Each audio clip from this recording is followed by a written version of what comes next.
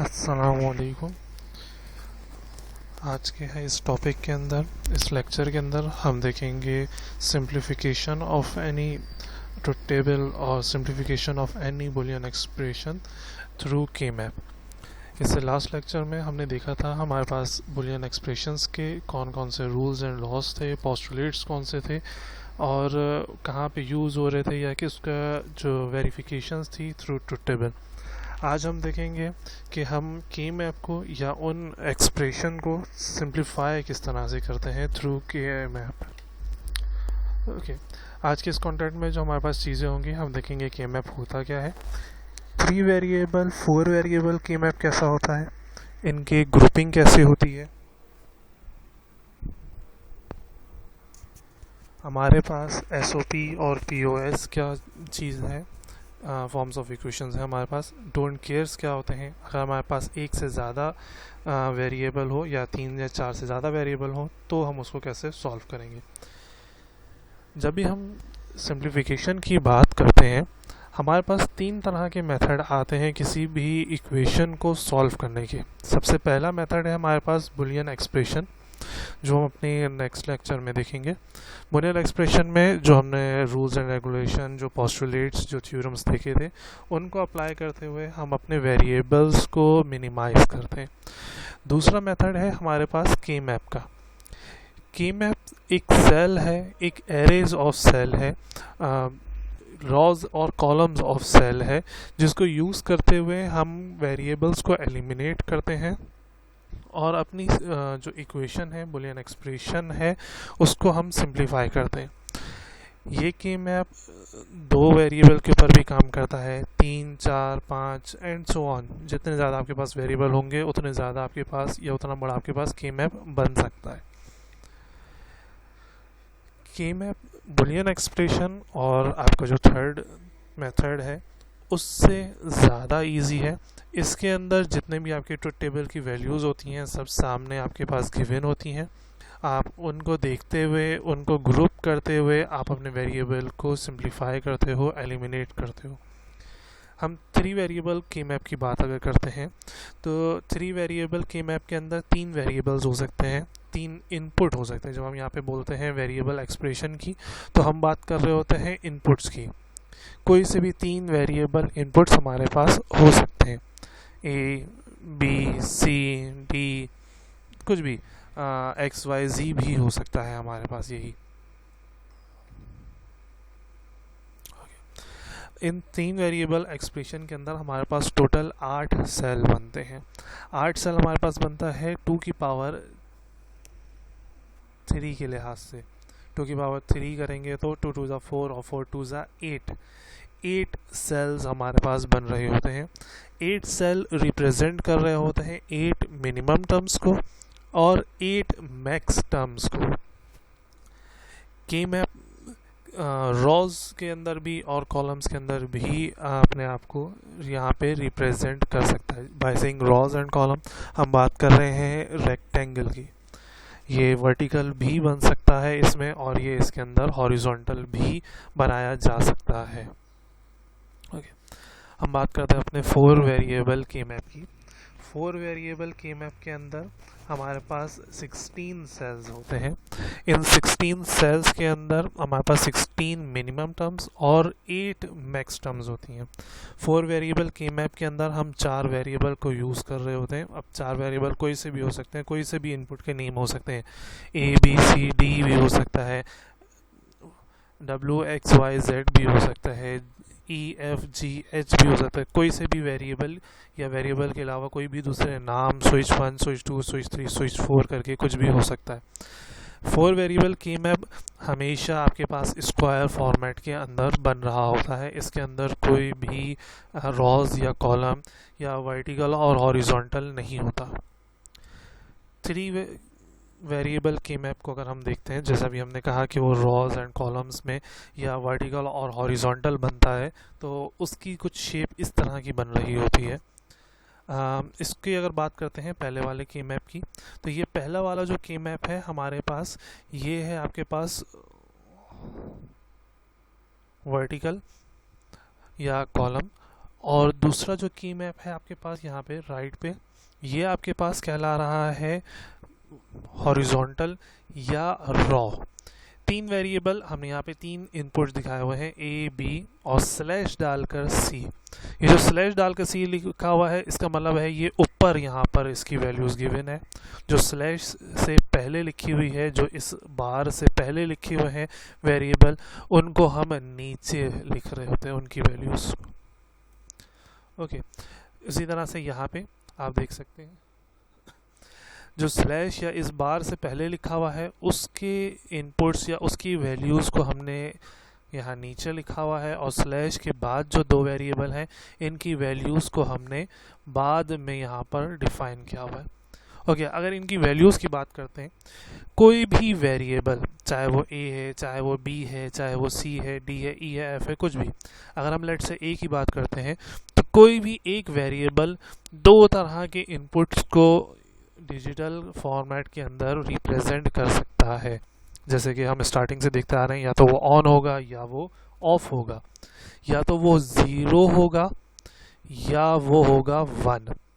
जैसे यहाँ पे आप देख सकते हैं, अगर हम लेट से सिर्फ एक सिंगल वेरिएबल की बात करते हैं, इस थ्री वेरिएबल में सी की बात करते हैं, सी या तो 0 होगा, ये रहा सी का 0, या सी 1 होगा, ये रहा 1। वैसे जैसे हम इसके अंदर बात करते हैं, यहाँ पे ए अकेला है तो ए या तो 0 होगा या ए 1 होगा। लेकिन अगर एक से ज़्यादा वेरिएबल हो जाए, ए और लेट से मेरे पास बी, दो वेरिएबल हो गया, अब ए और बी को रिप्रेजेंट करने के लिए मुझे दो इनपुट्स चाहिए होंगे, यहाँ पे दो नंबर चाहिए होंगे, एक नंबर जो मेरे ए को रिप्रेजेंट कर रहा होगा, दूसरा नंबर जो मेरे बी को रिप्रेजेंट कर रहा होगा। अगर हम ट्रुथ टेबल के लिहाज से देखें तो ये इस तरह से बन रहा होता है, समथिंग 0 1 0 1, और इसकी बात करते हैं तो ये बनता है 2 0 और 2 1, सॉरी ये भी 2 0 और 2 1। इस फॉर्मेट के लिहाज से ये एक ए बी हो गया, एक ये ए बी हो गया, एक ये ए बी हो गया, और एक ये नीचे फोर्थ वन हमारे पास ए और बी गिवन है। अब अगर हम यहाँ की बात करते हैं, दो वेरिएबल, ये दो वेरिएबल हमारे पास गिवन है, 0 0 0 1 1 1 और 1 0।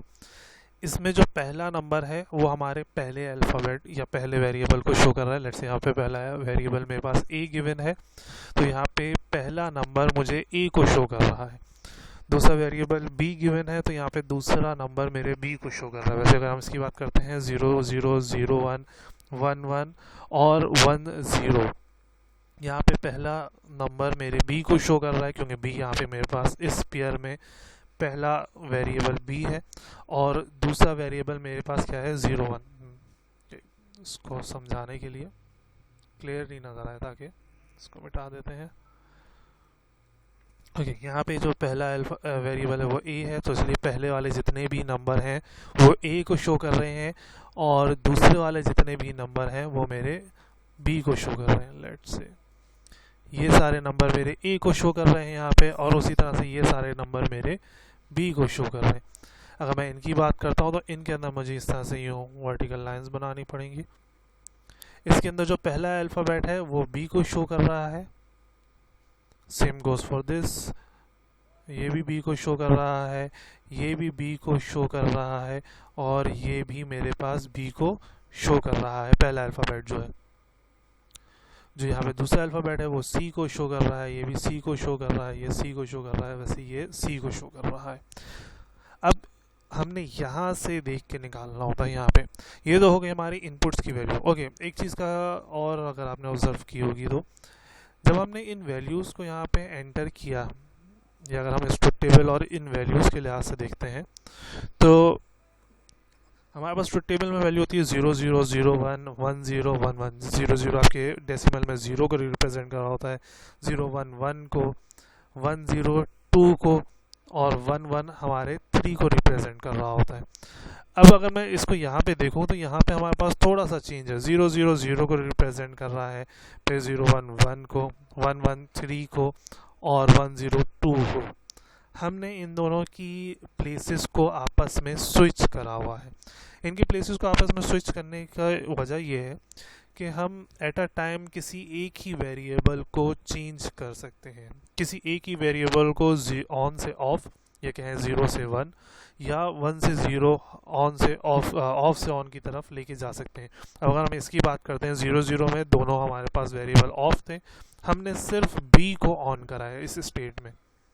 अब अगर इस स्टेट में मैं 1 1 की जगह मैं यहाँ पे लिखूँ 1 0 जो कि हमारे ट्रुथ टेबल के लिहाज से आना चाहिए था, तो ऐसी सूरत में हमारे पास ये 1 की स्टेट भी चेंज हो रही थी और इस 0 की स्टेट भी चेंज हो रही थी।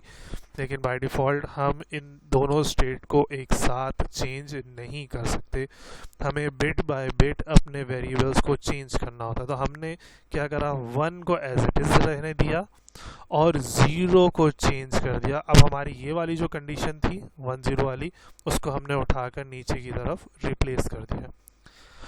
ये तो बात हो गया हमारे इनपुट्स की कि हमारे वेरिएबल के अंदर कौन से इनपुट्स आ सकते हैं ज़ीरोज़ और 1 के लिहाज से। इन ज़ीरोज़ और 1 के अलावा जो हमारे पास काउंटिंग लिखी हुई नज़र आ रही है ये मिडिल में, ये हमारे आउटपुट को रिप्रेजेंट कर रहे होते हैं रिस्पेक्टफुली उस जगह पे या उस अल्फ़ाबेट के अगेंस्ट में जो हमारा आउटपुट निकल रहा होता है। अल्फ़ाबेट के अगेंस्ट में मुराद ये है कि अगर लेट से कि 0 0 पे मैं यहाँ पे और गेट बना रहा हूँ, यहाँ पे मेरे पास f गिवन है और मैं और गेट बना रहा हूँ, तो और गेट में क्या होता है, कोई भी एक 1 आए मेरे पास आउटपुट 1 हो जाता है। ये 0 हो गया और बाकी तीनों मेरे पास 1 हो गया, ये भी 1 हो गया, ये भी 1 हो गया। अब अगर मैं इसको ट्रुथ टेबल में लिखना चाहता हूँ तो क्या होगा, जहाँ पे मेरे पास a और b 0 होंगे मैं उसके आगे वाले खाने में 0 लिख दूंगा। अभी तो मैं सिर्फ यहाँ पे समझाने के लिए, जैसे ये 0 1 2 3 4 है, तो ये सिर्फ समझाने के लिए यहाँ पे लिखा हुआ है कि 0 1 2 3 4। यहाँ पे इस 0 का मतलब ये है कि आपके पास तीनों वैल्यू आपके पास 0 आ रही हैं। इस 1 का मतलब ये है कि आपके पास 2 वैल्यू 0 और 1 बना रही है, ये डेसिमल नंबर्स लिखे हुए हैं। इस 2 का मतलब ये है, अगर मैं इस 2 को 3 वेरिएबल या 3 इनपुट बाइनरी में कन्वर्ट करता हूँ तो मेरे पास 2 इस तरह से बनता है 0 1 0। 3 की बात करता हूँ तो 3 मेरे पास इस तरह से होता है 0 1 1 A0 B1 C1। इसको अगर यहाँ से देखेंगे तो ये देखें A0 B1 और इसी के कॉलम में तीसरा जो C था वो क्या है 1। 6 की बात करते हैं तो 6 हमारे पास क्या होता है 1 4 5 6 और 1 7। A और B1 है C 0, ये रहा A और B1 और C 0। यहाँ पे हर कॉलम आपके पास, जैसे अगर मैं इसकी बात करता हूँ तो इसके जो वेरिएबल हैं 2 वेरिएबल और फिर स्लैश तीसरा वेरिएबल लिखा जाएगा। 4 की बात करते हैं, 4 होता है मेरे पास 1 0 0 बाइनरी के अंदर, तो यहाँ पे हम एक स्लैश डाल देते हैं। अब इजीली समझ में आ जाएगा कि ये A और B को शो कर रहा है और थर्ड वेरिएबल मेरे पास यहाँ पर C को शो कर रहा है। वैसे अगर मैं इसकी बात करता हूँ तो यहाँ पे जो मेरे पास 4 है 1 0 0, ये 1 0 0, यहाँ पे एक अल्फ़ाबेट के बाद स्लैश था तो यहाँ पे एक अल्फ़ाबेट के बाद स्लैश लगा दिया। अब ये A को शो कर रहा है और ये 2 वेरिएबल, बाकी के 2 वेरिएबल B और C को शो कर रहा है। ये थोड़ा सा ओवरव्यू था हमारे पास 3 वेरिएबल का। हम आगे जाके देखेंगे कि इनके जो आउटपुट है, जैसे अभी मैंने बताया f की वैल्यूज़, उसको हम किस तरह से इसके अंदर प्लेस करते हैं और फिर उनकी ग्रुपिंग कैसे की जाती है वो हम आगे की स्लाइड्स के अंदर हम देख रहे होंगे। ओके, ये हो गया हमारे पास 3 वेरिएबल। 3 वेरिएबल के बाद हमारे पास आता है 4 वेरिएबल। 4 वेरिएबल के अंदर हमारे पास 4 वेरिएबल जैसे यहाँ पे लिखे हुए हैं A B C और D। A B C और D आपने वैसे ही 2 वेरिएबल जो स्टार्टिंग के हैं वो आपको नीचे की तरफ या कॉलम के अंदर उनकी वैल्यूज़ नज़र आ रही होंगी।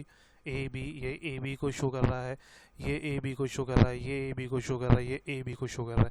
स्लैश के बाद जो 2 वेरिएबल हैं आपके पास, ये 2 वेरिएबल आपको यहाँ पे रॉज में नज़र आ रहे होंगे। ये A C D, ये C D, ये C D, ये C D। इन होता क्या है कि इनकी वैल्यूज़ को हम नोट कैसे करते हैं। ये जो C D की वैल्यूज़ हैं, ये जो C D की 0 0 वैल्यू है, ये इन सारे सेल्स के अंदर आ रही है। वैसे अगर मैं इस 0 0 की बात करता हूँ तो इस 0 0 की सारी वैल्यू मेरे पास इस सेल के अंदर आ रही है, इस सेल के अंदर आ रही है, इस सेल के अंदर आ रही है और इस सेल के अंदर आ रही है। वैसे इस 0 1 की वैल्यू मेरे पास इस सेल के अंदर आ रही है, इस सेल के अंदर आ रही है, 5 में, 7 में, 6 में। बाकी सारी चीज़ें वही हैं कि 0 0 0 0 मेरे पास गिवन है, 0 1 गिवन है, 1 1 गिवन है और 1 0 गिवन है। यहाँ पे भी वही रूल आ रहा होता है 1 1 और 1 0 का। एक बिट को चेंज कर सकते हैं, इसलिए 1 को ऐसे ही रहने दिया और सिर्फ 0 को चेंज करा है। यहाँ पे जो थोड़ा सा चेंज है वो ये है, क्योंकि अब यहाँ पे भी मेरे पास दो वेरिएबल वर्टिकल और हॉरिजॉन्टल दोनों उसमें दिए हुए हैं, तो मैं यहाँ पे भी जो तीसरी वैल्यू होगी उसके अंदर 1 1 और फिर चौथी वैल्यू 1 0 लिख रहा हूँ।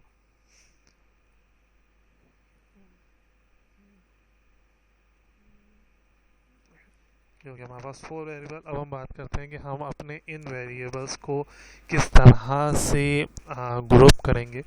हम जब भी ग्रुप बनाते हैं कुछ पॉइंट्स का ख्याल रखा जाता है। सबसे पहला पॉइंट ये है कि जितने ज़्यादा से ज़्यादा वंस या दूसरे जो नंबर्स हैं, वंस और मोस्टली डोंट केयर्स को पेयर बनाया जाता है। तो वंस और डोंट केयर, अगर डोंट केयर मौजूद है तो लेट्स अभी हम सिर्फ वंस की बात करते हैं।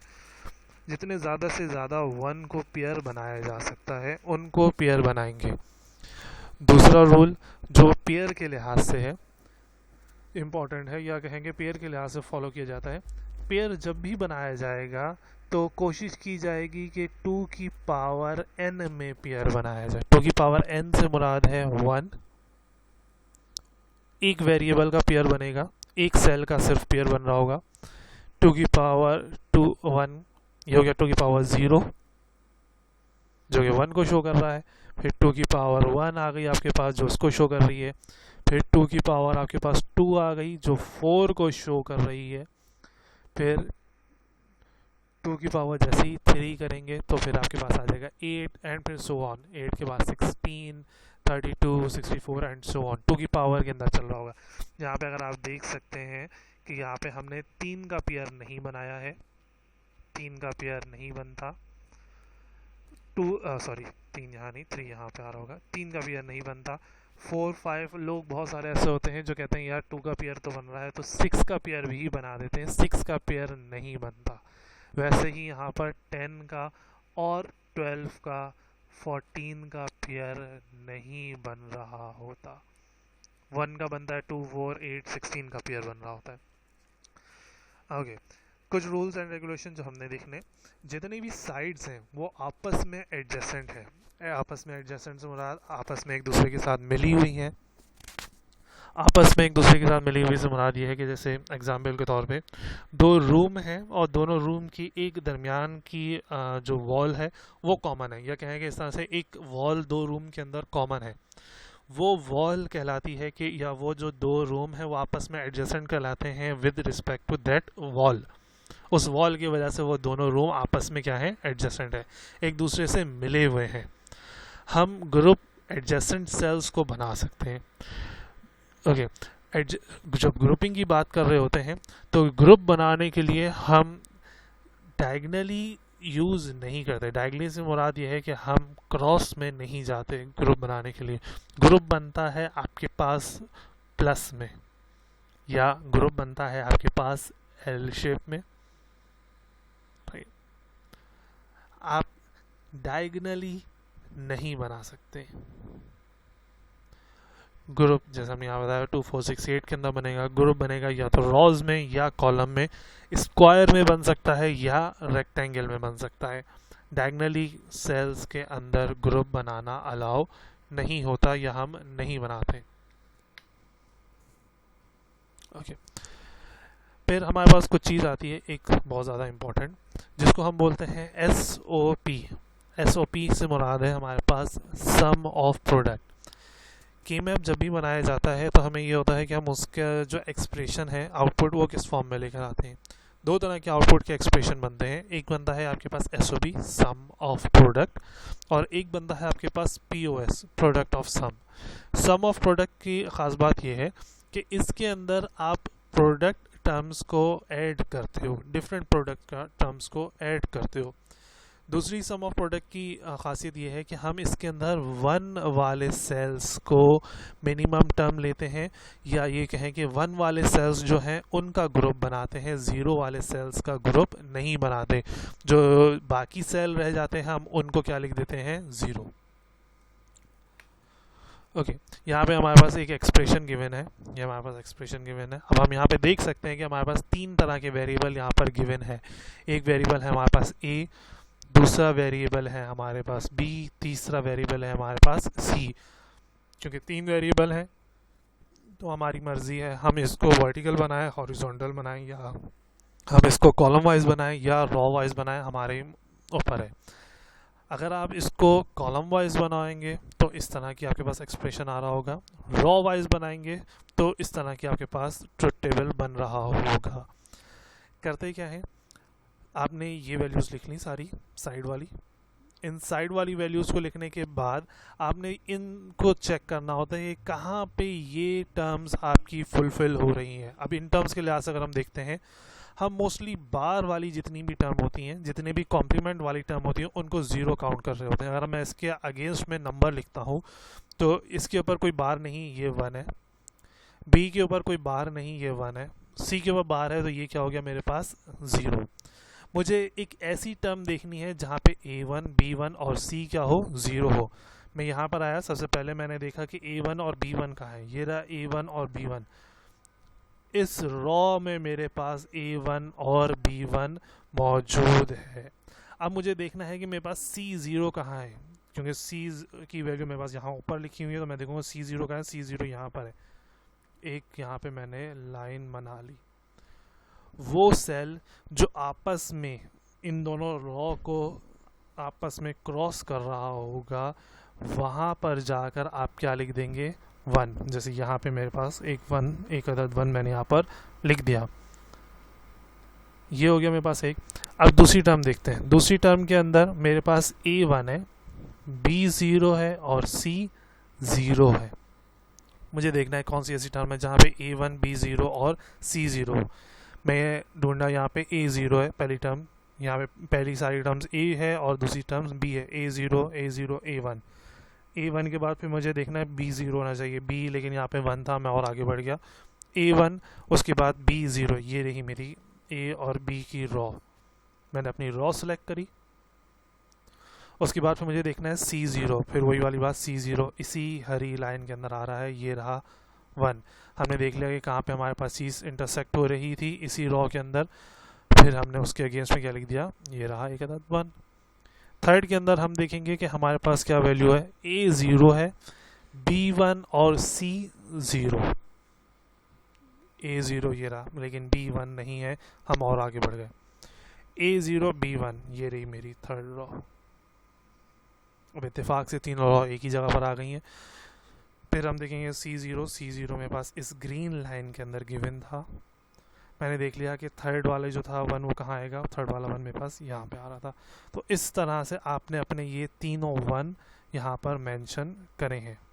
आपने अपने एक्सप्रेशन से अपने ट्रुथ टेबल के अंदर अपने की मैप के अंदर आपने वैल्यूज़ को प्लेस कर लिया। वही चीज़ अगर आप यहाँ पे देखना चाहते हैं रॉज में। अब ए अलग है, मुझे देखना है A1। दोनों में से ये ईजी है, ए के लिहाज से अगर देखते हैं तो ये ईजी है, सी के लिहाज से ये ईजी है। हमने देखा कि दोनों में से कौन सी चीज़ 1 है, A1 ये वाला 1।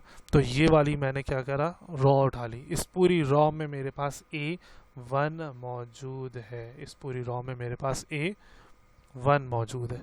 मुझे देखना है B1 और C0, B1 और C0, B0 तो C देखने की ज़रूरत नहीं है, B0 C देखने की ज़रूरत नहीं, क्योंकि पहली कंडीशन मेरे पास फॉल्स हो गई। B1 C देखेंगे C0 है या नहीं, C0 नहीं था, मैं आगे बढ़ गया। B1 C क्या था 0, एक अदद मैंने क्या करा यहाँ पे लॉग लगा। अब देखा इस रेड और इस ग्रीन के अंदर कहाँ पे मेरे पास ओवरलैप हो रहा था, जहाँ ओवरलैप हो रहा था वहाँ पे मैंने एक अदद 1 क्रिएट कर देगी। ये रहा मेरे पास एक अदद 1। पहली टर्म हो गई। दूसरी टर्म देखेंगे कि मेरे पास 1 और 0 कहाँ आ रहे हैं। दूसरी टर्म के अंदर A1, B0 और C0, A1, B और C0 ये रहा। A1 इस पूरी रॉ में, B और C0 इस रॉ में, ये रहा मेरे पास 1।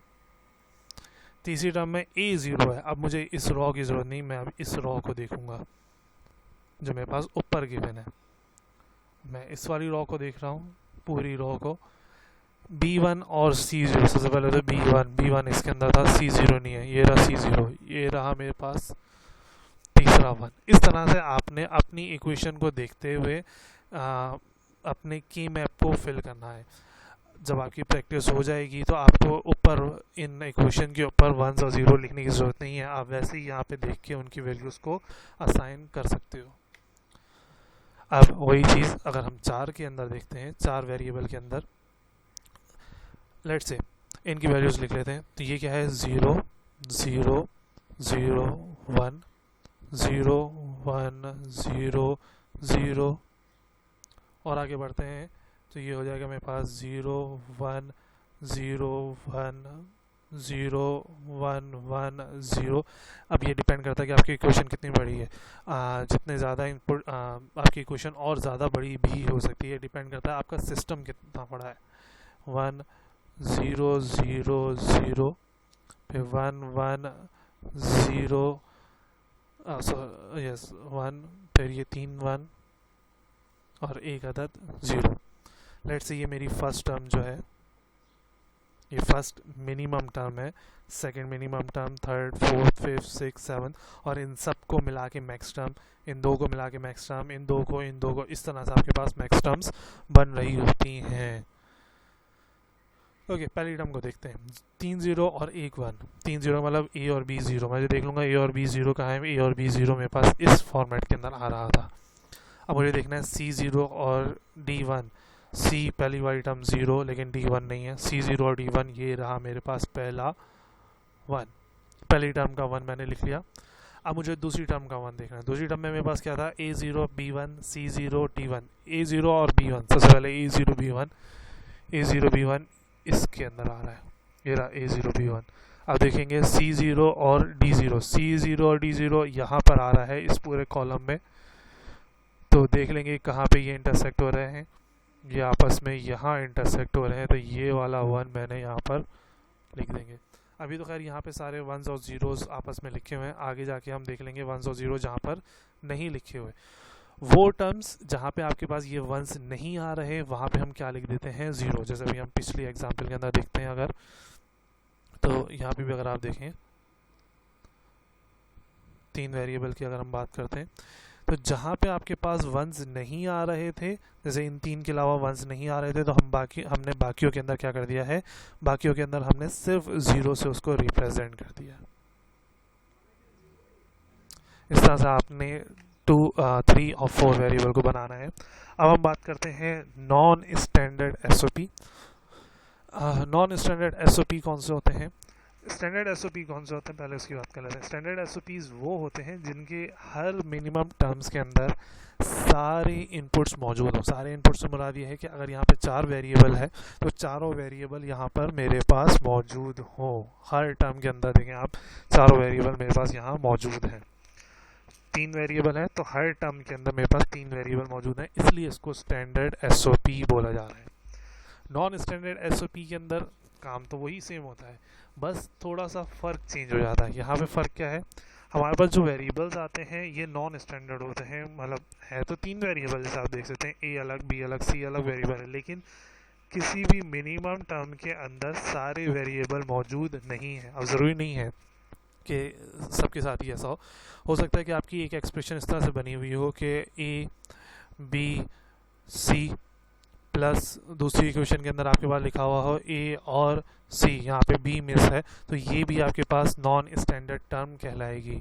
जब भी आपके पास कोई इक्वेशन ऐसी आए जिसके अंदर कोई भी एक वेरिएबल मिस हो जाए किसी भी मेन टर्म में, तो आपके पास नॉन स्टैंडर्ड कहलाती है। अब इसको लिखने का तरीका क्या है, इसको लिखने का तरीका बहुत आसान है। सबसे पहले आप देखते हैं आपने क्या करना होता है, इन सब को मैप करना होता है। अब इन सब को मैप किस तरह से किया जाता है, सबसे पहले बात करते हैं हम ए की, in horizontal and vertical both. A simple लिखा हुआ है तो इसका मतलब है A1। हमने देखना कि A1 कहाँ कहाँ पे मौजूद है। A1 मेरे पास ये मौजूद है और ये मौजूद है, तो ऐसी सारी रॉज में जहाँ पे A1 मौजूद है, इररिस्पेक्ट उससे कोई फ़र्क नहीं पड़ता कि B क्या है, C क्या है और दूसरे वेरिएबल क्या है, आपने वहाँ पे जाके क्या लिख देना है, 1। इन सब के अंदर आपने क्या लिख दिया, 1। बस यहाँ पे देखेंगे A1 का, A1 यहाँ नीचे था, तो उससे कोई फ़र्क नहीं पड़ता कि B क्या है, C क्या है, इस इन रॉज में आपने उन सब के अंदर नीचे जाकर क्या लिख दिया है, 1। पहली आपकी इक्वेशन हो गई। अब दूसरी इक्वेशन की बात करते हैं दूसरे मिनिमम टर्म की बात करते हैं। दूसरा मिनिमम टर्म आपके पास क्या है, बी और सी बार, बी वन, क्योंकि बार लगा हुआ है तो इस वजह से ये क्या हो गया, सी ज़ीरो। इसको ढूंढना, या कहें कि इसके जो आउटपुट के अंदर वैल्यूज़ आ रहे होंगे वो थोड़ी कम होंगी, ये हमें थोड़ा फ़ायदा हो जाएगा। इन रिस्पेक्ट टू ए की वैल्यू क्या है उससे हमें कोई फ़र्क नहीं पड़ता, हमें सिर्फ देखना है बी वन और सी ज़ीरो कहाँ पर मौजूद है। बी दूसरी वैल्यू है, ये वैल्यूज़ आपके पास बी मौजूद हैं, और सी की वैल्यू ये है सी बार, मतलब हमें सिर्फ इसको देखना है, हमें इस वाली रॉ से कोई मतलब नहीं है। अब हमें देखना है कि बी वन कहाँ कहाँ मौजूद है। बी वन इन दो एरियाज़ के अंदर मौजूद है, तो हमने इन दोनों के अंदर वन लिख देना है।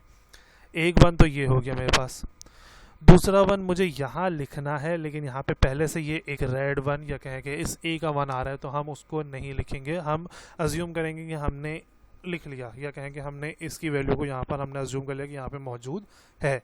वैसे इसकी बात करेंगे तो हमने देखना है बी वन और सी ज़ीरो, बी वन और सी ज़ीरो, बी वन यहाँ था लेकिन यहाँ पे सी वन था, बी वन और सी ज़ीरो यहाँ पे हमने वन लिख दिया, और यहाँ पे भी हम वन लिखेंगे लेकिन यहाँ पे पहले से वन है तो इसका वन यहाँ पे लिखने की ज़रूरत नहीं है। हम अज्यूम करते हैं कि हाँ उस ए वाले ने इस वन को ओवरलैप कर लिया, या आपस में पेयर होकर एक ही वन शो हो रहा है। ये एक और आपके पास एग्जांपल गिवन है 4 वेरिएबल की, सेम नॉन स्टैंडर्ड एसओपी। बाकी टर्म्स को हम वही करेंगे, बाकी टर्म्स के अंदर हम क्या लिख देंगे, ज़ीरो, जहाँ पे हमारे पास वंस नहीं आते वहाँ पे हम क्या लिख देते हैं, ज़ीरो।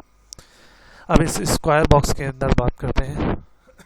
हमने सबसे पहले जो आसान है डी देखते हैं, डी वन कहाँ कहाँ पर है। डी वन मेरे पास इन ही दो जगहों पर है, और सॉरी डी वन जो है मेरे पास इन दो जगहों पर है, एक इसके अंदर डी वन मौजूद है और एक इसके अंदर डी वन मौजूद है। सॉरी ये नहीं, ये तो बी है आपके पास, डी वन जो है मेरे पास यहाँ ऊपर दो जगहों पे वन मौजूद है। इन दो कॉलम्स के अंदर इररिस्पेक्ट के ए बी सी की वैल्यू क्या है, हमने सब जगह क्या लिख लिया है, वन, जैसे यहाँ पर वन आपको यहाँ पर शो हो रहा है। पहला वेरिएबल हो गया। अब बात करते हैं दूसरे मिनिमम टर्म की, जो है ए और सी बार। ए और सी बार, अब हमने देखना है ए और सी बार कहाँ पे मौजूद है, हमने कौन से ए और सी बार को वन करना है। ए वन, ए ये रहा और सी ये रहा, ए वन कहाँ कहाँ पे मौजूद है, ए वन मेरे पास इन दो जगहों पर मौजूद है। लेकिन इसके साथ साथ मुझे देखना ये भी है कि जहाँ पर सी ज़ीरो यहाँ पे है और सी ज़ीरो यहाँ पर है, बाकी सी यहाँ पे वन है, यहाँ वन है, इसमें ज़ीरो और इसमें ज़ीरो है, तो मैं इन चारों जगहों पर वन लिखूंगा। इन दो पे तो मैंने वन लिख दिया। अब मैं यहाँ पे देख रहा हूँ कि वैसे ही ये इस ग्रीन की वजह से वन मौजूद है यहाँ पे, तो मैं यहाँ पे वन नहीं लिखूंगा, मैं अज्यूम करूँगा कि मैंने यहाँ पर वन लिख दिया है। अब दो वेरिएबल हो गए, तीसरी वेरिएबल की बात करते हैं जो कि है हमारे पास बी और सी। बी और सी की अगर हम बात करते हैं, बी और सी है क्या हमारे पास, लेट्स से बी वन और सी वन। बी वन देखते हैं हमारे पास बी वन कहाँ कहाँ पे मौजूद है। बी वन इस दो जगह पे हमारे पास बी वन मौजूद है, बाकी जगहों को इररिस्पेक्ट। लेकिन इसके साथ साथ मुझे ये भी देखना है कि सी जहाँ जहाँ वन हो, सी यहाँ ज़ीरो है, यहाँ ज़ीरो है, इसके अंदर सी वन है और इसके अंदर सी वन है, तो मैं इन दो कॉलम्स को सेलेक्ट कर लूँगा इन दोनों के अंदर, क्योंकि ये ग्रीन पहले ही मौजूद था तो यहाँ पे लिखे नहीं लिखे बात एक ही, यहाँ पे पहले से वन लिखा हुआ है। इन दो के अंदर वन नहीं लिखा हुआ था, जैसे अगर मैं आपको लास्ट स्लाइड दिखाऊं, तो यहाँ पे ज़ीरोज़ मौजूद थे, लेकिन इसके आने के बाद यहाँ पर हमने क्या लिख दिया, वन। अब ये मेरे पास पूरा की मैप मौजूद है जो इस इक्वेशन को शो कर रहा है। बाकी सारी जगहें जैसे आप देख रहे हो यहाँ पर आपने क्या लिख दिया है, ज़ीरोज़, ये ज़ीरो ज़ीरो ज़ीरो ज़ीरो। इस ज़ीरो का मतलब ये है कि ये वैल्यूज़ ट्रुथ टेबल के अंदर ज़ीरोज़ थी, या इनकी वैल्यूज़ वहाँ पे ट्रुथ टेबल में ज़ीरो थे। अब बात करते हैं हम इनको हमने मैप कैसे करना है, कि मैप के अंदर ग्रुपिंग कैसे करनी है।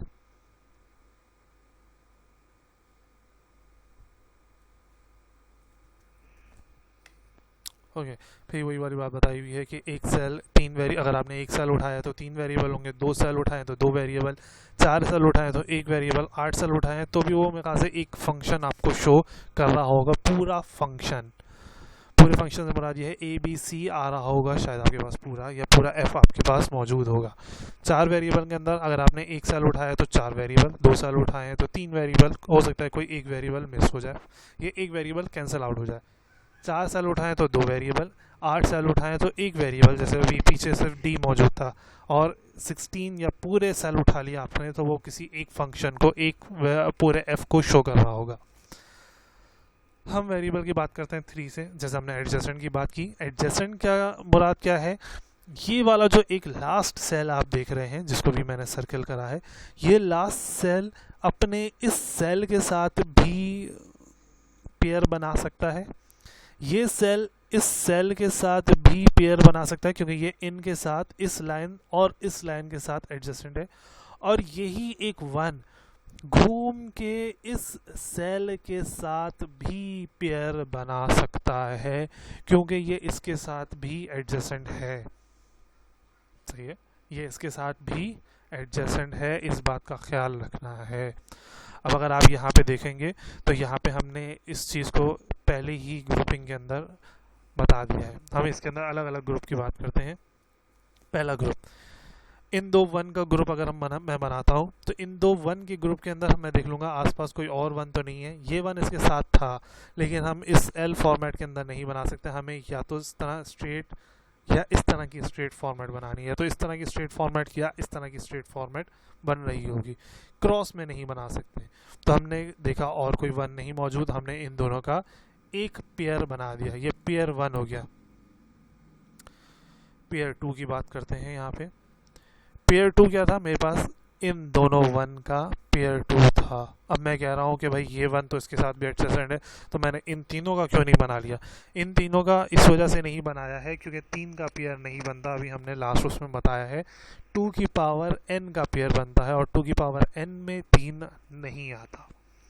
अब क्योंकि ये एक अकेला बच रहा है, मुझे कोशिश करनी है कि इसको भी किसी के साथ पेयर कर दूँ, तो मैंने क्या करा, इसको यहाँ से पेयर 3 यहाँ पर एडजेसेंट कर दिया। पेयर 1 की बात करते हैं। पेयर 1 की अगर मैं बात करता हूँ, मैं इसकी बात कर रहा हूँ, अभी हम इसको छोड़ देते हैं। पेयर 1 की बात करते हैं। पेयर 1 के अंदर मेरे पास तीनों तरह की वैल्यूज़ मौजूद होंगी, ए की वैल्यू भी मौजूद होगी, बी की वैल्यूज़ भी आ रही होंगी, और सी की वैल्यूज़ भी आ रही होंगी। सही है, मैं देख लेता हूँ कि पेयर 1 में मेरे पास कितने 1s पेयर करें। मैंने 2 1 पेयर करें, मतलब ए की 2 वैल्यू, बी की 2 वैल्यू, सी की 2 वैल्यू। इस 1 के पास भी ए बी सी की वैल्यू होगी, इस 1 के पास भी ए बी सी और की वैल्यू होगी। अगर इस 1 की बात करते हैं तो इस 1 के पास मेरे पास ए बी और सी की वैल्यू क्या क्या है। ए की वैल्यू 0 है, यहाँ पे हम साइड में देख सकते हैं, ए की वैल्यू 0 है, बी की वैल्यू 1 है, मैंने यहाँ पे लिख लिया, ए की वैल्यू 0 है, बी की वैल्यू 1 है। वैसे ही मैं इसके कॉलम में देख लेता हूँ तो सी की वैल्यू क्या है मेरे पास, 0, सी की वैल्यू मेरे पास 0। ये एक 1 को शो कर रहा है, कॉमा कॉमा कॉमा। दूसरे 1 की बात करते हैं। दूसरे 1 को हमने देख लेंगे ए बी और सी की वैल्यू क्या है। यहाँ पे हमने देखा ए और बी की वैल्यू क्या है, 1 1, ए की वैल्यू 1, बी की वैल्यू 1, और सी दोबारा से ऊपर जाके देखेंगे तो सी की वैल्यू क्या होगी हमारे पास, 0, सी की वैल्यू दोबारा से होगी हमारे पास 0। ओके, ये एक्स्ट्रा चीज़ मिटा देते हैं ताकि आपको याद रखने में आसानी रहे कि कौन सा पेयर कौन सा है। ये हो गया, हमने अपने दोनों जो पेयर बनाए थे उसको हमने लिख लिया। अब हमारा काम क्या होता है, हमने क्या करना है, जो डिफरेंट है उनको कैंसिल आउट करना है। सेम चीज़ रह जाती है, डिफरेंट चीज़ कैंसिल आउट हो जाती है। सेम चीज़ 1 1 0 0, डिफरेंट 0 1, इसको मैंने क्या करा, कैंसिल आउट कर दिया। कैंसिल आउट करने के बाद मेरे पास ये ए की पूरी वैल्यू ख़त्म हो गई, बचा क्या, बी और सी। बी 1 है तो इसलिए सिर्फ बी लिखेंगे, सी क्योंकि 0 0 है तो सी के ऊपर लिखेंगे बार, जो कि इसको शो कर रहा है, आप देख सकते हो। नहीं, उसी तरह से ये येलो किसी को शो कर रहा होगा, इसी तरह से ये पिंक किसी को शो कर रहा होगा। लेट्स से पिंक को हम देख लेते हैं, ये जो थर्ड वाला वेरिएबल है, इस वेरिएबल 3 की बात करते हैं। वेरिएबल 2 आप अपने पास असाइनमेंट में चेक कर लीजिएगा अगर आप चाह रहे हैं तो। सॉरी, इस ए बी और सी की बात करते हैं। इस ए बी और सी की अगर वेरिएबल की बात करता हूँ मैं यहाँ पे ए और बी और सी की वैल्यू ये 1 0। इस पेयर के अंदर ए की वैल्यू क्या है 1 0 और सी क्या है 1, तो 1 0 और 1। दूसरा 1 कौन सा, ये ऊपर वाला, इसके अंदर मैंने देख ली ए और बी दोनों 0 है, ए 0 बी 0 और सी क्या है 1। इस हिसाब से मेरे पास क्या चीज़ कैंसिल आउट हो गई, जो डिफरेंट है ए कैंसिल आउट हो गया। मेरे पास क्या बचता है बी बार और सी। ये पहली टर्म पर्पल वाली है और ये रेड टर्म, ये तो यकीनन ये येलो वाली टर्म ये ए और सी को शो कर रही होगी। वही सेम काम आपके पास यहाँ पे वर्टिकल वाले उसके अंदर भी सॉरी हॉरिजॉन्टल या कहें कि रॉ वाले के अंदर भी मौजूद होता है, या रॉ वाले के अंदर भी हम सेम तरीके से अपने आप को पेयर बना रहे होते हैं। खैर यहाँ पे सिर्फ पेयरिंग की बात है, हमने इसको सॉल्व कैसे करना है ये भी हम आगे वाले स्लाइड के अंदर जाकर देख लेंगे। ओके, यहाँ पे फिर वही और किस तरह से आपने बी को ए और सी को किस तरह से ग्रुप बनाना है। अब अगर हम यहाँ पे 4 वेरिएबल की ग्रुप की बात करते हैं तो ये चारों 1 यहाँ पे मौजूद थे, तो इसलिए हमने इन चारों को एक साथ पेयर बना दिया। और फिर इन 3 को हम पेयर नहीं बना सकते, 2 का पेयर बनाना है तो 2 का। हम यहाँ पे 1 को भी पेयर कर सकते थे, लेकिन हमने स्टार्टिंग में बोला ज़्यादा से ज़्यादा 1 होने चाहिए, तो इसलिए हमने इन दोनों को आपस में पेयर कर दिया। वैसे इसकी बात करते हैं, इन 3 को नहीं कर सकते थे तो 2 को, इन 2 को, इस 1 को अकेला नहीं छोड़ सकते थे तो इसको, इसलिए यहाँ पे ओके। एडजस्टेंट की बात करते हैं तो ये वाला 1 इसके साथ इस सेल के साथ एडजस्टेंट है, और उसके अलावा घूमकर इसके साथ एडजस्टेंट है, इसके साथ एडजस्टेंट नहीं है, इस ऊपर वाले के साथ सिर्फ एडजस्टेंट है। ये घूम के इसके साथ एडजस्टेंट है, इसके साथ एडजस्टेंट है और इसके साथ एडजस्टेंट है, इसके साथ एडजस्टेंट नहीं है। 4 वेरिएबल की बात करते हैं यहाँ पे। 4 वेरिएबल के अंदर भी सेम वैसे ही काम आता है आपके पास, सेम वही रूल्स एंड रेगुलेशन आप फॉलो कर रहे होते हो। यहाँ पे हम 1 2 3 4 5 6 को पेयर नहीं बना सकते, 4 का पेयर बन सकता था, ये 4 का, ये 4 का। अब ये 1 1 और ये 3 1 बच रहे थे, तो हमने क्या करा, इन 2 को और इन 2 को पेयर कर दिया। इन 2 को अब भी काउंट नहीं कर सकते क्योंकि इनको काउंट करेंगे तो ये 6 का पेयर बन जाएगा। तो वैसे यहाँ पर हमने शो करा हुआ है। ओके, जो ये आखिरी वाले कॉलम्स हैं या आखिरी वाले जो पेयर हैं, इसके अंदर एक चीज़ जो बतानी है, ये आखिरी वाले पेयर इसके साथ भी पेयर बनता है, ये इसके साथ भी पेयर बनता है और इसका पेयर इसके साथ भी होता है। ये सब आपस में एडजस्टेंट है एक दूसरे के। पेयर बनाते वक्त इस चीज़ को भी देख लीजिएगा। ये होता है 4x4 में, 3x3 के अंदर क्योंकि हमारे पास स्क्वायर नहीं बन रहा होता, इसलिए हम उसको ऐसे इस तरह एज सच यूज़ नहीं कर सकते। हम फंक्शन टेबल से या ट्रुथ टेबल से डायरेक्टली कैसे बनाते हैं, हम इस चीज़ को यहाँ पर देख लेते हैं। डायरेक्टली बनाने के लिए ये आपके पास एक ट्रुथ टेबल है। अगर मैं कहता हूँ यार ट्रुथ टेबल से मुझे किस तरह से अपना ये की मैप बनाना है और फिर इक्वेशन कैसे बनानी है, 3 तरह की चीज़ें हैं आपके पास, truth table, expression, Boolean expression जो अभी हम देख रहे थे, और सर्किट डायग्राम। इन तीनों का की मैप बनाया जा सकता है। ट्रुथ टेबल से की मैप बना के आप एक्सप्रेशन और सर्किट डायग्राम बना सकते हो। एक्सप्रेशन से आप की मैप बना के सर्किट डायग्राम और ट्रुथ टेबल भी लिख सकते हो उसका। सर्किट डायग्राम देखते हुए आप उसकी एक्सप्रेशन, की मैप, ट्रुथ टेबल, ये चारों फॉर्मेट बना सकते हो। अगर मैं ट्रुथ टेबल की बात करता हूँ तो ये मेरे पास एक ऊपर एक ट्रुथ टेबल गिवन है, ये रहा। ओके, ये रहा मेरे पास एक अदर ट्रुथ टेबल ऊपर। इस ट्रुथ टेबल को देखते हुए हमने क्या बनाया है, अपना ये की मैप। करना क्या है, ट्रुथ टेबल से बहुत ज़्यादा आसान है। हमने सिर्फ ये देखना है कि वंस कहाँ कहाँ मौजूद है। 1 यहाँ पे मौजूद है, यहाँ मौजूद है, यहाँ मौजूद है, यहाँ मौजूद है। वैसे ही अगर मैं ओके इसको हाईलाइट कर देता हूँ, इन वंस को, मेरे पास 1 इसके अंदर मौजूद है, 1 इसके अंदर मौजूद है, मेरे पास 1 इसके अंदर मौजूद है, मेरे पास 1 इसके अंदर मौजूद है। 1 आउटपुट का देखा जा रहा है, इनपुट का नहीं। 1 इसके अंदर मौजूद है और 1 इसके अंदर मौजूद है। मेरे पास 1 2 3 4 5 6 वन मौजूद है, मुझे इन 6 वन को ही सिर्फ क्या करना है, मैप करना है। अब मेरा काम क्या है, मुझे चेक करना है कि इन वंस के अंदर इनपुट क्या है। जैसे इस पहले वन की बात करते हैं, इस पहले वन का जो इनपुट है मेरे पास वो ये गिवन है। ओके, मैं कलर चेंज कर लेता हूँ ताकि चीज़ वाजे इजीली नज़र आ जाए। इस वन के अंदर मेरे पास कौन से इनपुट गिवन है, ये मेरे पास इनपुट गिवन है पहले वन के अंदर। ए 0 है, बी 0 है, सी 0 है और डी 1 है। मुझे अपने ट्रुथ टेबल के अंदर जाकर सिर्फ ये देखना है कि ए 0 बी 0 सी 0 कहाँ पर है और डी कहाँ पे 1 है। ए 0 बी 0 यहाँ पर है, मुझे सिर्फ देखना है सी 0 और डी 1। ये रहा सी 0 और डी 1, पहला 1 मेरे पास यहाँ पर आएगा। फिर दूसरे के अंदर भी हम इसी तरह से देखेंगे। आपने इसको देखा, ए 0 बी 0 सी 1 और डी 1। अब यहाँ पे दोनों सी और डी 1 है तो सी और डी 1, दूसरा 1 मेरे पास यहाँ आ गया। उसी तरह से आपने सिर्फ ये देखना है कि ए बी सी और डी की वैल्यू क्या है with respect to that output. जहाँ जहाँ पे 1 है वहाँ पे आपने उसके इनपुट्स देख लेने हैं और फिर वहाँ पे आप 1 लिख देंगे। या सिंपल आप इसको इस तरह से भी कह सकते हैं कि ये जितने भी ए बी सी डी की वैल्यूज़ हैं ये सारे इन ब्लॉक्स को शो कर रही हैं। जैसे यहाँ पे चारों चीज़ें 0 हैं तो ये पहले वाले को शो कर रहा है। अब आप इस चीज़ को पहले लेके जाओगे पहली वाली स्लाइड के अंदर, तो आपने देखा होगा कि वहाँ पे कुछ नंबर्स लिखे हुए हैं। नंबर से मुराद, अगर हम बैक स्लाइड्स के अंदर जाते हैं अपनी, ओके, यहाँ पे अगर आप देख रहे हो तो यहाँ पे आपके पास 4 वेरिएबल के अंदर कुछ नंबर्स गिवन है। 0 1 2 3 4 5 6 7 8 19 40 सॉरी नॉट 19 13 14 15। ये सारे नंबर्स हैं क्या? अब ये बात आपको समझाने वाली बात है। ये सारे नंबर्स हैं उन ट्रुथ टेबल की पोजीशन या उन ट्रुथ टेबल की जो स्पेसिफिकेशन है, प्लेसेस हैं 1 2 3 4 5 6। ये ट्रुथ टेबल का सबसे पहला नंबर है या सबसे पहली एंट्री है जहाँ पे चारों चीज़ें मेरे पास क्या होती हैं, 0।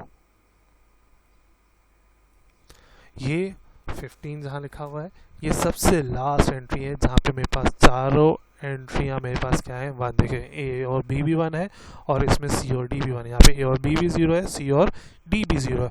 अगर आपने इसको इस नंबर के लिहाज से याद करा हुआ है या इस नंबर के लिहाज से आपको चीज़ याद हो गई है, समझ में आ गई है कि किस तरह से लिखा हुआ है, तो आप वहाँ पे ट्रुथ टेबल सिर्फ देख के आपको सिर्फ इनपुट देखने की ज़रूरत नहीं, आप उनके नंबर्स के लिहाज से भी उनके आउटपुट को प्लेस कर सकते हैं। होता क्या है, 0 ऐसे चला जाता है, इसको 0 1। अब मुझे पता है कि मैंने एक वैल्यू स्किप की है तो इस कॉलम को स्किप करके ये रहा 2 और फिर 3। फिर नीचे आता है मेरे पास 4 5, मैंने एक स्किप करा था तो इसको छोड़ के ये रहा मेरे पास 6 और फिर 7। वैसे ही जैसे मैं कॉलम में स्किप कर रहा था, मैंने रॉज में भी तीसरे वाले लाइन को स्किप करा है। तो तीसरी लाइन ये नहीं, तीसरी लाइन मेरी ये हो गई। 7 के बाद मेरे पास आएगा 8 9, एक स्किप करके 10, फिर 10 के बाद 11, फिर उसके बाद दोबारा से जो चीज़ हमने स्किप की थी उसको फिल करेंगे। 12 13, एक स्किप करके 14 नंबर और फिर 15 नंबर। यही काम हमने आगे जाके अपनी उस स्लाइड के अंदर चेक करते हैं कि इसको अगर नंबर के लिहाज से हम देखते हैं तो क्या होगा। यही अगर मैं नंबर्स के लिहाज से यहाँ पे चेक करूँ, वैसे भी अगर आप इसको जो आपके पास ये इनपुट्स हैं इनको अगर आप बाइनरी कंसीडर करते हुए अगर आप इनके अगेंस्ट में इनके डेसिमल लिख लोगे तो भी आपको ईजी हो जाएगा। लेट्स से कि ये बाइनरी, ये 4 इनपुट बाइनरी है, 4 इनपुट बाइनरी का अगर मैं डेसिमल लिखता हूँ तो ये डेसिमल पार्ट है मेरे पास।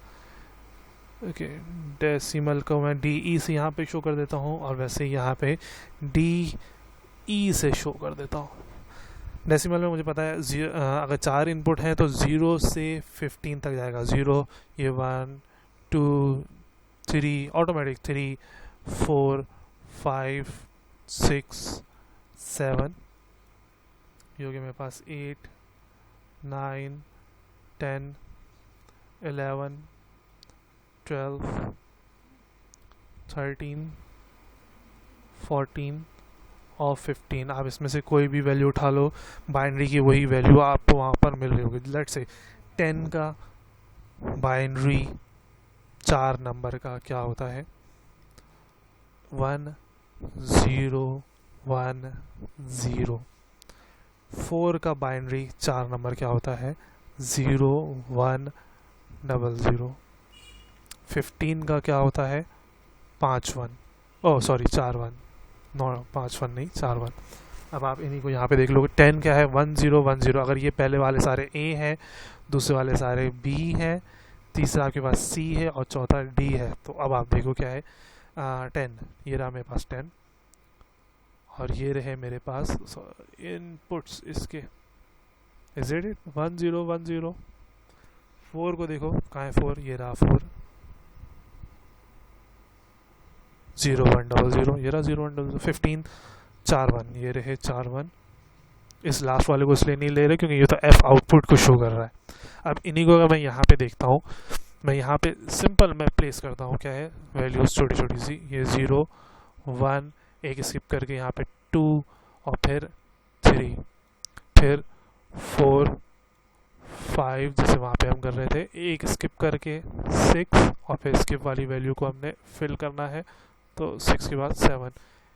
इस रॉ को स्किप करके हम इस वाले पे आते थे, जैसे हमने बताया था कि एक बिट को चेंज करना होता है, तो फिर 7 के बाद ये हो गई 8 एज ऑलवेज, 9 10 11। ये ट्रिक है आपके पास इससे सॉल्व करने की, कह सकते हैं ट्रिक। 12 13, एक स्किप करके ये रहा 14 और 15। अब आपके पास ये काम आई गेस आसान हो जाएगा। आपने सिर्फ देखना है कि आपके पास 1 कौन कौन से नंबर के अगेंस्ट में गिवन है। ओके, पहले इसको मिटा देते हैं, जो और एक्स्ट्रा काम यहाँ पे हमने किया हुआ है। ओके, अब हमने देखना है कि हमारे पास 1 कौन कौन से नंबर के अगेंस्ट में गिवन है। 1 हमारे पास गिवन है 1 पे, 1 हमारे पास गिवन है 3 पे, 1 हमारे पास गिवन है 5 पे, 1 हमारे पास गिवन है 7 पे। 1 3 5 7 कहाँ कहाँ है भाई? ये 1, ये रहा 3, देखो इन दोनों के अगेंस्ट में 1 है, 5 और 7 इन दोनों के अगेंस्ट में 1 है, बाकियों के पास कुछ भी मौजूद नहीं है। फिर और आगे चलते हैं, और कहाँ कहाँ पे आउटपुट के अंदर 1 है? 11 पे मेरे पास आउटपुट में 1 गिवन है और 13 पे 1 है, तो 11 और 13, ये रहा मेरे पास 13 और ये रहा मेरे पास 11। 9, ये रहा 10 मेरे पास और ये रहा मेरे पास 11, एक स्किप करके यहाँ पे आता है 11। बाकी जो खाने हैं उसके अंदर क्या है आपके पास? आउटपुट 0, तो यहाँ पर आपने हर जगह पे क्या लिखना है? 0, ये 0, ये 0, ये 0, ये 0। आपने इन अदर वर्ड आप ये कह रहे हो कि जितना भी आपके पास ट्रुथ टेबल होता है, आप पूरे ट्रुथ टेबल को की मैप के अंदर इस तरह से मैप कर लेते हो। अब उसके बाद फिर आप अपने पेयर बनाओगे और वही फंक्शन जिस तरह से आप पहले कर रहे थे, आपने वैसे ही अपना फंक्शन परफॉर्म करना है।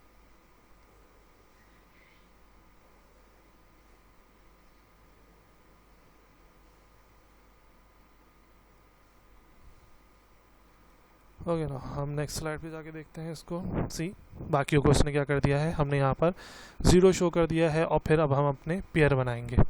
ये वही सेम हम उसी को कंटिन्यू कर रहे हैं। पेयर बनाने के बाद इन्होंने क्या लिखा है? इसकी इक्वेशन।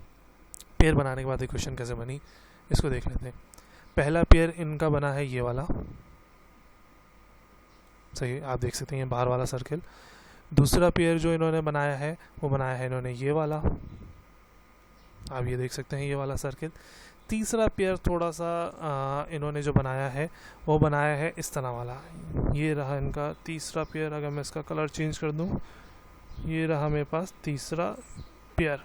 अब अगर पेयर 1 की बात करते हैं, लेट्स से रेड वाले पेयर की बात करते हैं, पेयर 1 अब क्योंकि 4 वेरिएबल है तो ए बी सी डी, ए भी मौजूद होगा सब में, बी भी मौजूद होगा, सी भी मौजूद होगा और डी भी मौजूद होगा। मैंने 4 का पेयर बनाया है तो इस ए 4 होंगे, बी 4 होंगे, सी 4 होंगे, डी 4 होंगे। इसकी बात करते हैं, इसके अंदर ए 0 बी 0 सी 0 डी 1, तो 3 0 और 1 1। दूसरे 1 की बात करते हैं, ए 0 बी 0 इस वाले 1 की, और सी 1 डी 1, 2 0 2 1, तो हमने 2 0 लिख दिए यहाँ पे, 1 0 2 0, लेट से इसको कंसीडर कर लें 0, और फिर आपने 2 1 लिख दिया यहाँ पे, 1 1 2 1, कंसीडर दिस एज अ 1।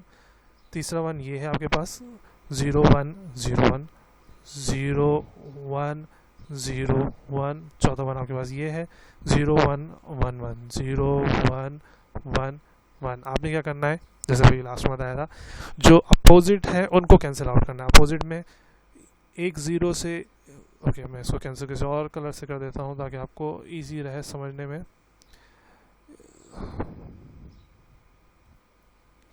एक ज़ीरो से एक वन कैंसिल, एक ज़ीरो से एक वन कैंसिल, 1 से 0 कैंसिल, 1 से 0 से 1 कैंसिल। या क्या है कि न्यूट्रलाइज कर दिया, एसिड और बेस टाइप की चीज़ थी। इस हिसाब से आपके पास बी पूरा कैंसिल हो गया है, सी पूरा कैंसिल हो गया, आपके पास बचा सिर्फ ए और डी। ए सारे 0 है तो आप लिख देंगे ए बार, और डी सारे 1 है तो आप लिख देंगे डी। ये शो कर रहा है आपके इस पहले मिनिमम टर्म को।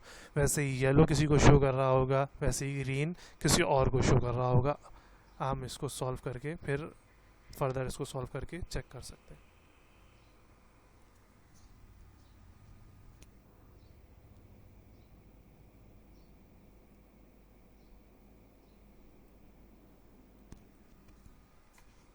ओके, फिर हमारे पास आता है डोंट केयर। डोंट केयर वो वैल्यूज़ होती हैं जब हमें कुछ वैल्यूज़ को हम देखते हैं और बाकी वैल्यू को हम कहते हैं कि उससे हमें कोई फ़र्क नहीं पड़ता। ऐसा भी हम लास्ट उसमें पेयर बना रहे थे, हमने सिर्फ डी का पेयर बनाया, हमने सिर्फ सी का पेयर बनाया, सिर्फ ए का पेयर बनाया, हमने बी और सी को छोड़ दिया। हमने सिर्फ डी का देख रहे थे कि डी कहाँ पे 1 है, बाकी हम सबको छोड़ देते थे कि ए क्या है, बी क्या है, सी क्या है। उसी हिसाब से हमारे पास यहाँ पे होता है। इन डोंट केयर वैल्यूज़ को रिप्रेजेंट किया जाता है एक्स से, और इनको at a time of pairing consider किया जाता है एज आ 1। इनको पेयर के अंदर शामिल किया जाता है और कंसीडर किया जाता है एज आ 1। ओके, यहाँ पे हमारे पास एक सिंपल इक्वेशन दी हुई है। अगर हम डोंट केयर को यूज़ नहीं करते तो हमारे पास इस तरह का सर्किट बन रहा होता है, ए बार डी से हमने वंस को यूज़ किया। और अगर मैं डोंट केयर को यूज़ कर लूँ तो हमारे पास वही चीज़ सिर्फ क्या रह जाएगी, डी। डोंट केयर को भी यहाँ पर हमने जैसे यहाँ पे शो किया है एज आ 1 ट्रीट किया जाता है। फिर हमारे पास आता है दूसरी टर्म पीओएस। पीओएस सेम काम वही है हमारे पास, बस फ़र्क क्या है, हम इसके अंदर देख रहे होते हैं product of sum, SOP. Okay, अगर हम पिछली स्लाइड के अंदर जाके देखें, इसको एसओपी क्यों बोला जा रहा है? इसको एसओपी इसलिए बोला जा रहा है क्योंकि ये प्रोडक्ट है, ये एडिशन है किसकी, बहुत सारी मल्टीप्लाई होते हुए मिनिमम टर्म्स की। देखें, ये एक मिनिमम टर्म है जो प्रोडक्ट है, ये एक मिनिमम टर्म है जो प्रोडक्ट है, ये एक मिनिमम टर्म है जो प्रोडक्ट है। हमने क्या करना है, सम किसका, प्रोडक्ट टर्म्स का सम करना है, इसलिए हम इसको बोलते हैं सम ऑफ प्रोडक्ट। यहाँ पे हम बात कर रहे हैं प्रोडक्ट ऑफ सम की, मतलब ऐसी इक्वेशन जिसकी मिनिमम टर्म्स आपस में ऐड हो रही होंगी और हमने उसको क्या करना है, प्रोडक्ट के फॉर्म में लिखना है।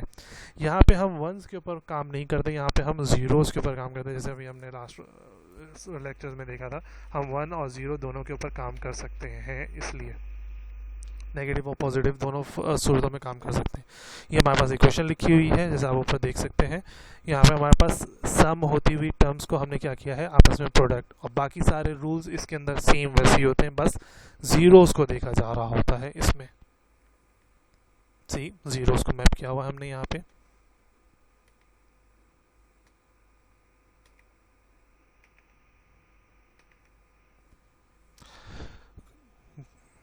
एसओपी के अंदर ग्रुप ऑफ वंस रिप्रेजेंट किए जाते हैं, जबकि पीओएस के अंदर ग्रुप ऑफ ज़ीरोज़ रिप्रेजेंट किए जाते हैं। सी फिर उसके बाद हमारे पास 5 वेरिएबल आता है। 5 वेरिएबल के अंदर इजी ये होता है कि हम 4 वेरिएबल का के मैप बनाते हैं, जैसे ये बना हुआ है, और 5वें वेरिएबल को हम अलग से बाहर कर देते हैं A0, जैसे यहाँ पे A0 लिखा है, और इसी की कंटिन्यू में एक A1 होगा, जाहिर बात है A भी आपके पास 0 और 1 होगा। अब आप देखें यहाँ पे काउंटिंग, ये 0 से 15 तक चली, और फिर जो दूसरा A1 था वो उसके अंदर ये 16 से चल रही है, फिर उसके अंदर ये 16 से चल रही है। फिर इसके आप मैपिंग करते हैं डिफरेंट तरह की, लेट्स से कोई भी आपके पास एक क्वेश्चन दी हुई है, उसके अंदर आपने 0 और 1 लिखे। हम इस बुक को फॉलो कर रहे हैं, अगर आपको ये देखना है तो आप इस बुक के अंदर इसको यूज़ कर सकते हैं। आज की इस लेक्चर में यहीं तक था, इंशाल्लाह नेक्स्ट लेक्चर में फिर मिलेंगे। अल्लाह हाफिज़।